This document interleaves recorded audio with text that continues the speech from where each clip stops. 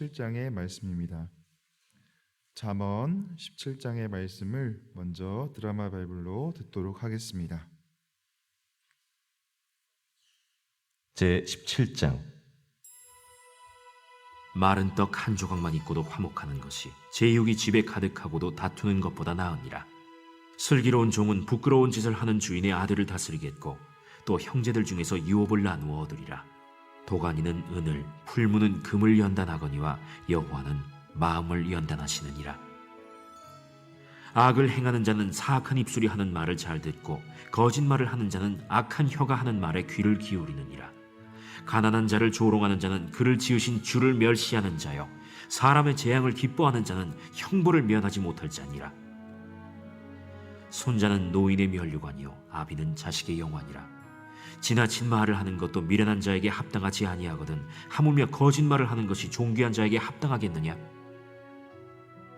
뇌물은 그 임자가 보기에 보석 같은즉 그가 어디로 향하든지 형통하게 하느니라. 허물을 덮어주는 자는 사랑을 구하는 자요 그것을 거듭 말하는 자는 친한 벗을 이간하는 자니라. 한마디 말로 총명한 자에게 충고하는 것이 매 100대로 미련한 자를 때리는 것보다 더욱 깊이 박히느니라. 악한 자는 반역만 힘쓰나니 그러므로 그에게 잔인한 사자가 보냄을 받으리라. 차라리 새끼 빼앗긴 암곰을 만날지언정 미련한 일을 행하는 미련한 자를 만나지 말 것이니라. 누구든지 악으로 선을 갚으면 악이 그 집을 떠나지 아니하리라. 다투는 시작은 둑에서 물이 새는 것 같은즉 싸움이 일어나기 전에 시비를 그칠 것이니라.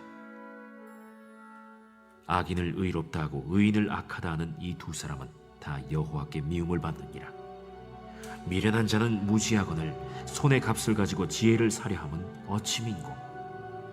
친구는 사랑이 끊어지지 아니하고 형제는 위급한 때를 위하여 낳느니라. 지혜 없는 자는 남의 손을 잡고 그의 이웃 앞에서 보증이 되느니라. 다툼을 좋아하는 자는 죄과를 좋아하는 자요 자기 문을 높이는 자는 파괴를 구하는 자니라. 마음이 굽은 자는 복을 얻지 못하고 혀가 패역한 자는 재앙에 빠지느니라. 미련한 자를 낳는 자는 근심을 당하나니 미련한 자의 아비는 낙이 없느니라. 마음의 즐거움은 양약이라도 심령의 근심은 뼈를 마르게 하느니라. 악인은 사람의 품에서 뇌물을 받고 재판을 굽게 하느니라. 지혜는 명철한 자 앞에 있거늘 미련한 자는 눈을 땅끝에 두느니라. 미련한 아들은 그 아비의 근심이 되고 그 어미의 고통이 되느니라. 의인을 벌하는 것과 귀인을 정직하다고 때리는 것은 선하지 못하니라. 말을 아끼는 자는 지식이 있고 성품이 냉철한 자는 명철하니라. 미련한 자라도 잠잠하면 지혜로운 자로 여겨지고 그의 입술을 닫으면 슬기로운 자로 여겨지느니라. 아멘. 세라 로즈 캐버너라는 심리학자가 쓴 패거리 심리학이라는 책이 있습니다. 여기에 보면 좀비 문화에 대한 소개가 나오는데요. 세계적으로 좀비 문화가 성행하는 것이 하나의 트렌드가 되었다라고 이야기하고 있습니다. 저희가 개봉하고 있는 영화들을 보면 이 좀비를 주제로 한 영화들이 계속해서 나오고 있는데요. 이 좀비 문화의 핵심은 바로 탈인간화에 있다라고 말하고 있습니다. 대부분의 좀비 영화에서 좀비가 나타나면 주인공들이 좀비를 가차없이 죽이는 장면이 나오는데 이런 모습을 보며 많은 사람들이 쾌감을 느낀다는 것입니다. 좀비라는 징그러운 존재를 죽이는 것이 당연하다고 사람들이 생각하고 이런 생각들이 사람들에게 전염되어 있다라고 캐버너는 이야기하고 있습니다. 캐버너가 인터뷰한 한 사람이 이런 이야기를 합니다. 좀비 산업에서 가장 걱정스러운 것은 좀비의 파멸에 대해 말하며 느끼는 은근한 쾌감입니다. 거꾸로 말하면 우리를 불안하게 만드는 유형의 인간이 있다는 뜻이기도 합니다. 어떤 유형의 인간이 고문하고 얼굴에 총을 쏘는 것을 용납할 수 있겠습니까? 많은 사람이 나에게 묻습니다. 백인 우월주의자를 연구하던 사람이 어떻게 좀비로 넘어가겠느냐고요. 둘 사이에는 밀접한 관계가 있습니다 라고 말을 했다고 합니다. 이분이 원래 백인 우월주의, 그러니까 인종차별에 대해서 연구를 하던 분인데 좀비 연구로 넘어간 것이죠. 두 사이에 밀접한 관계성이 있기 때문에 그렇습니다. 인터뷰를 하고 있는 사람이 말하는 바의 핵심은 인간에게는 기본적으로 다른 사람, 즉 자신을 싫어하거나 힘들게 하는 사람들이 있다라는 것을 말하고 있습니다. 그래서 인간 마음 안에는 다른 사람들을 미워하거나 적대시하는 감정이 있다는 것을 이 좀비 문화가 우리에게 보여주고 있다라고 말하는 것이 이 사람의 핵심 이야기입니다. 더 나아가 인종차별이 이에 해당한다라고도 말할 수 있겠습니다. 본문 5절은 우리에게 이렇게 말하고 있습니다. 가난한 자를 조롱하는 자는 그를 지으신 주를 멸시하는 자요, 사람의 재앙을 기뻐하는 자는 형벌을 면하지 못할 자니라 라고 우리에게 말합니다. 왜 이런 구절이 성경에 존재하고 있는 것일까요? 그것은 바로 인간의 마음 안에 자기보다 더 못한 사람이 있다는 것을 알고 있고, 자기보다 못한 사람들에게 함부로 대하는 사람들이 있다는 사실을 바로 우리에게 알려주고 있다는 것입니다. 많은 뉴스 보도를 통해서 우리는 우리 사회에 갑질 문화가 있다는 사실을 듣게 됩니다.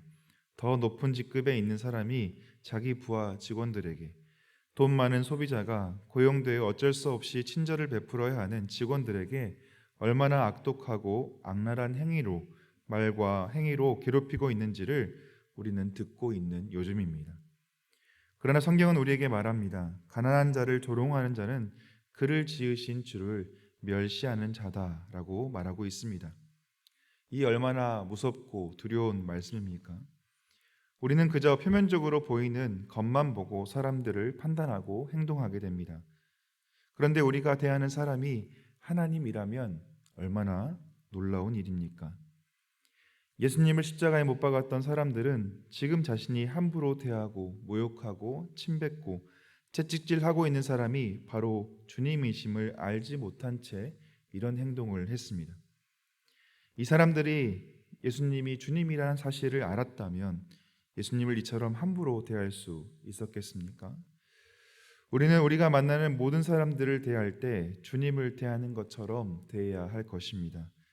바울은 에베소 교회의 신자들 중에 있는 종과 상전들에게 주는 교훈으로 이렇게 말하고 있습니다. 에베소서 6장 5절부터 9절의 말씀인데요. 제가 읽어드리도록 하겠습니다. 종들아, 두려워하고 떨며 성실한 마음으로 육체의 상전에게 순종하기를 그리스도께 하듯 하라.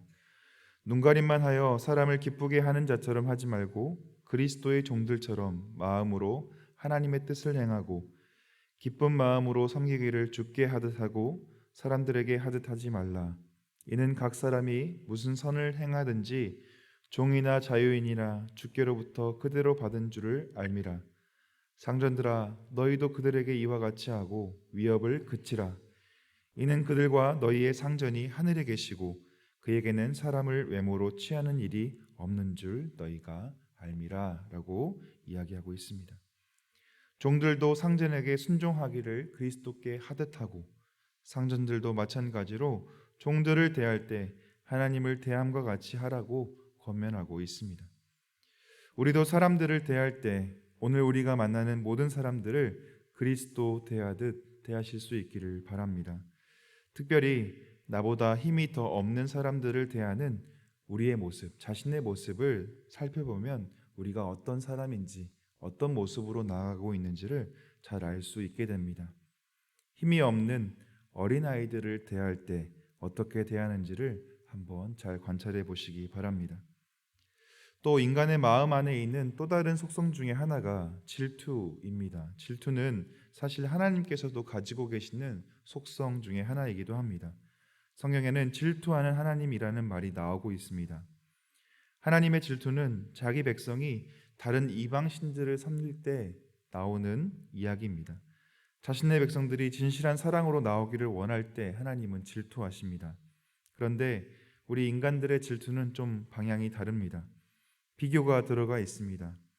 나의 상황과 다른 사람들의 상황을 비교하면서 내가 더 잘 되지 못하면 배가 아픕니다.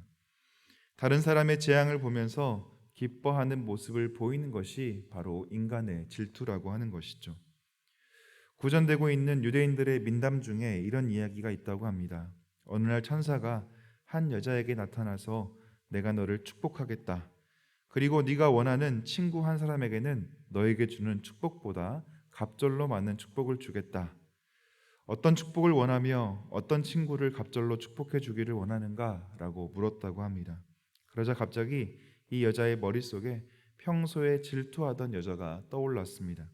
그래서 그녀는 이렇게 대답했다고 합니다. 천사님, 제게 주실 축복을 갑절이나 더 줄 사람이 있습니다. 그리고 제가 바라는 축복은 한쪽 눈이 머는 것입니다. 라고 대답했다고 합니다. 인간의 이 악한 본성이 우리 안에 있음을 잘 드러내주는 이야기입니다. 예수님은 마가복음 7장에서 이렇게 경고하십니다. 속에서 곧 사람의 마음에서 나오는 것은 악한 생각, 곧 음란과 도둑질과 살인과 간음과 탐욕과 악독과 속임과 음탕과 질투와 비방과 교만과 우매함이니라고 말씀하고 있습니다. 인간의 마음에 이렇게 많은 악이 있다는 사실을 우리는 매일 기억할 수 있어야 합니다. 그리고 우리가 하나님 앞에 사는 자들이고 하나님께서 우리의 마음을 다 알고 계시다는 사실을 기억할 수 있어야 하겠습니다. 마지막으로 오늘 본문 3절의 말씀을 같이 한번 읽어보도록 하겠습니다. 3절의 말씀입니다. 도가니는 은을, 풀무는 금을 연단하거니와 여호와는 마음을 연단하시느니라. 하나님께서 우리의 마음을 계속해서 만지실 텐데 겸손하게 하나님의 손에 붙들려서 하나님의 아름다운 작품으로 빚어가는 오늘 하루가 되는 우리 모두가 되기를 주님의 이름으로 축원합니다. 기도하겠습니다. 하나님, 우리 인간이 가지고 있는 이 약함이 우리 안에 있음을 이 시간 고백하며 나아갑니다. 그러나 하나님께서 우리를 만지셔서 우리를 연단하셔서 하나님의 아름다운 사람으로 빚어가 주시고 우리가 하나님의 마음으로 하나님의 관점으로 하나님의 시각과 마음으로 이 세상과 사람들을 만나고 섬길 수 있도록 오늘 하루를 붙들어 주옵소서. 우리와 함께 하실 주님을 기대하오며 예수 그리스도의 이름으로 기도합니다. 아멘. 주님의 기도 함께 드리겠습니다. 하늘에 계신 우리 아버지, 아버지의 이름을 거룩하게 하시며 아버지의 나라가 오게 하시며 아버지의 뜻이 하늘에서와 같이 땅에서도 이루어지게 하소서. 오늘 우리에게 일용할 양식을 주시고 우리가 우리에게 잘못한 사람을 용서하여 준 것 같이 우리 죄를 용서하여 주시고 우리를 시험에 빠지지 않게 하시고 악에서 구하소서. 나라와 권능과 영광이 영원히 아버지의 것입니다. 아멘. 오늘 말씀을 기억하며 하나님께서 우리에게 주시는 우리의 삶 가운데 또 주신 사람들을 사랑하며 또 먼저 겸손함으로 섬기며 나아가는 오늘 하루의 삶 될 수 있도록 질투하는 마음이 아니라 이들을 사랑하는 마음으로 섬기는 마음으로 살아갈 수 있도록 해달라고 함께 기도하겠습니다. 가정을 위해선 말씀으로 든든히 서가는 가정 되게 하시고 믿음이 날마다 성장하는 가정 될 수 있도록 또 교회를 위해선 우리 교회학교, 영아부, 유치부, 아동부, 중고등부, 청년부를 위해서 기도해 주시기 바랍니다. 우리의 다음 세대들이 하나님을 인격적으로 만나게 하시고 나의 하나님으로 고백할 수 있도록 또 아이들을 위해 늘 기도하는 교육자들과 교사들에게 하나님의 사랑과 마음 또 삶의 지혜를 더해달라고 또 사회를 위해선 대통령을 비롯한 위정자들에게 여호와를 경외하며 겸손한 마음과 지혜를 더해 주셔서 우리나라를 이끌어가는 데 부족함이 없도록 해달라고 또 전쟁 중에 있는 우크라이나 나라를 위해서 전쟁이 그치게 하시고 이 땅의 평화와 또 하나님의 그 임재가 있도록 해달라고 같이 기도하며 또 가지고 나온 기도의 제목들을 가지고 합심하여 기도하며 나가도록 하겠습니다. 기도하겠습니다. 하나님 아버지 감사합니다. 오늘 이 시간 이 자리로 저희를 불러주시고 또 우리로 하나님을 섬기며 나아갈 수 있도록 하여 주시니 감사합니다. 특별히 오늘 말씀을 통하여 우리에게 말씀해 주신 주님의 음성을 듣습니다. 하나님, 우리가 가난한 자를 멸시하거나 조롱하는 자들 되지 않도록 도와주옵소서.